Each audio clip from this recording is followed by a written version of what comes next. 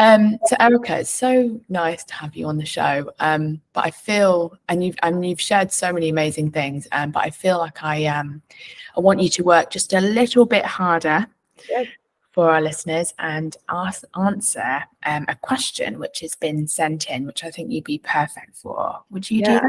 Yeah, I saw that. Let me see. I have it written down here.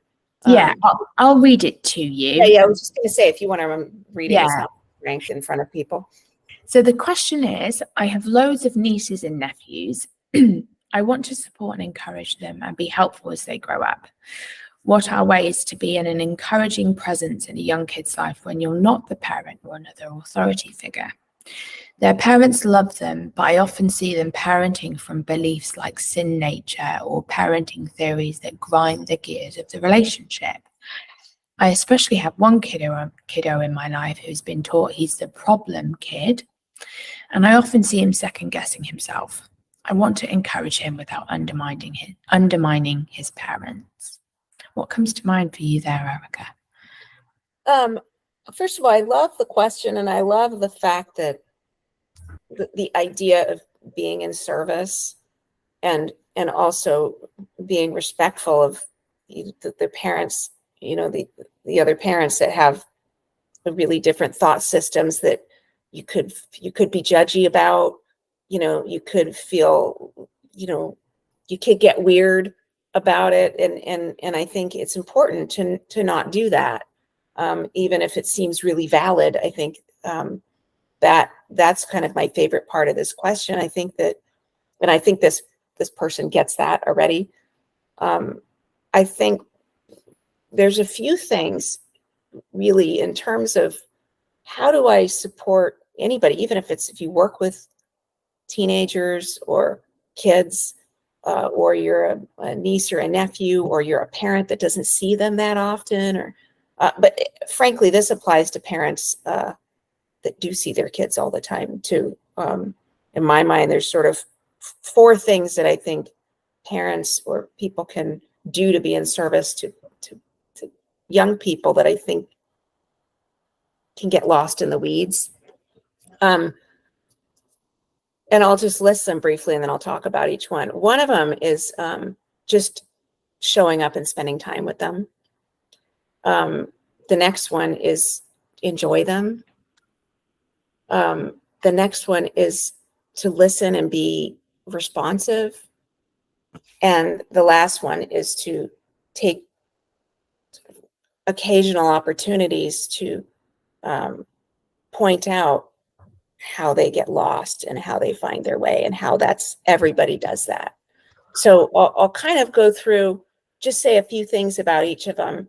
They sort of live in their own categories for a reason. The spending time with them and showing up, the reason I put that first is because if you didn't do any of the other 3 and you just showed up and visited with them, just the fact that you want to visit with them enough to devote your time to, whether it's going to their sporting events or being involved in their lives at all, very few people show up for us. And a lot of times parents they're overloaded trying to, either living in fear and trying to protect their kids from things, like maybe these parents are trying to protect them from certain things. So they're busy rolling out things. So just having somebody that shows up, even though they don't have to be there to drive them there, that goes a really long way. I remember having somebody show up for my high school graduation. His name's Woody. He was one of my favorite, family friends growing up. And, he was an adult. And well, he flew across the country from Maine to go to my high school graduation. And I still think about that. So showing up, in my mind, it shows them, you matter. And I'm in your corner, and I can't describe how much of a difference that makes for them if you don't do anything else, and you have to show up all the time. So, but the other things are, we know how to do, the enjoying them. So having just the fact that they feel, the, the fact that we like them, goes a really long way with people. If you think about the people, there's certain people that you can tell just like you. Maybe you're not sure why, or if they, it just, you can tell when someone really likes you. And that provides some degree of faith that there's something else in there, even if they're considered the problem kid by everybody else. Or if they're not acknowledged for, their accomplishments, or they're invisible to everybody else in their life. The fact that not only you show up, but you enjoy them, it sends a really different message, and they don't have to hear it that many times in life to feel like there's something there. So what the part of it that's tricky about this one is you'd want to enjoy them without the distraction, without distraction on your mind. And what I mean by distraction is, without a sense of concern, pressure, burden, like I got to provide help, leadership, support, encouragement, even if it's subtle. So if you can, just like parents wondering, am I parenting my kid in reaction to my past?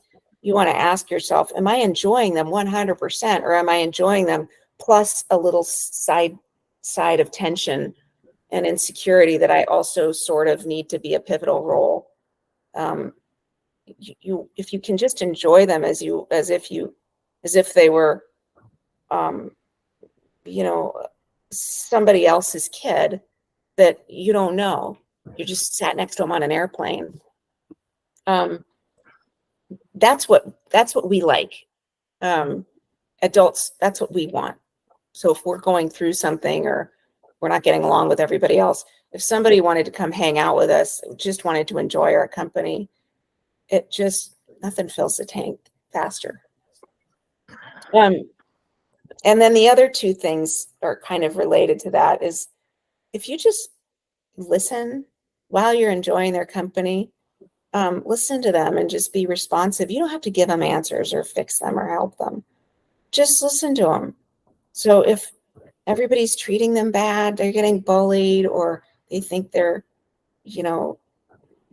a bad person, or they're a troubled kid and they're down on things, just listen and be responsive, not with the right response, but just show a sign that you get what they're saying. And that matters more than any intervention you do.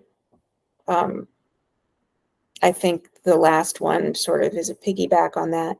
You can take the occasional moment to show them, yeah, I was a problem kid, but this is the problem kids section. You can share with them, just open their eyes a little bit to, well, a lot of people were problem kids. And they, I was one of those. We turned out just fine. and so that they see, well, that's not, maybe you're just a problem kid because, you have too much energy for the size of the house you're in. Maybe need fields to run in.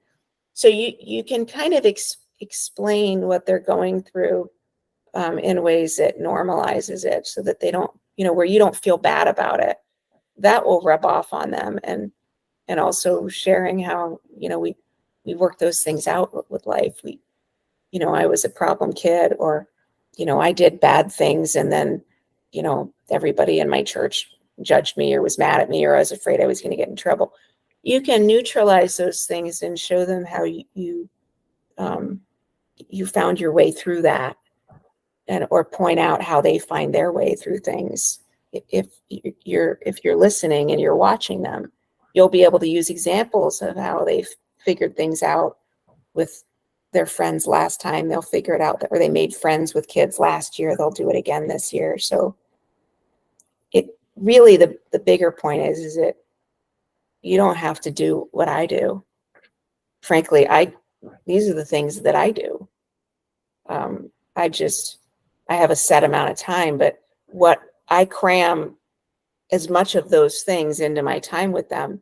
I just might be a little more heavy on the taking opportunities to teach them things. But I can't tell you how many I would say probably 80 to 90% of what I do is the spending time with them, enjoying them, getting to know them, and just listening. I do very little, relatively speaking, of the rest of it, because I need them relaxed and lucid, and I need to get to know them in order to teach.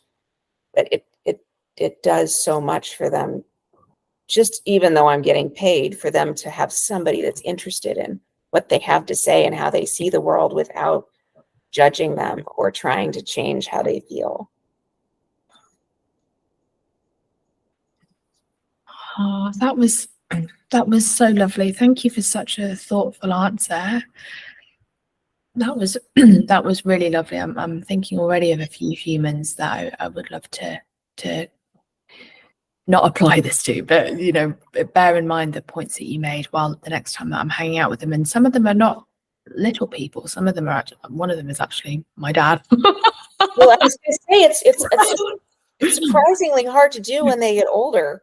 And I think generally, if we have strain in our relationships, we're not doing one or any of these things. I mean, we're not really the person to be pointing things out to people, but those first three, we're really bad at them with the relationships with people that we don't like. Not that you have to like everybody or it's your job to do this, but if you want to be closer to somebody, it's through those first three things. Yeah. Oh, wow. Yeah, absolutely lovely. Thank you so much, Erika.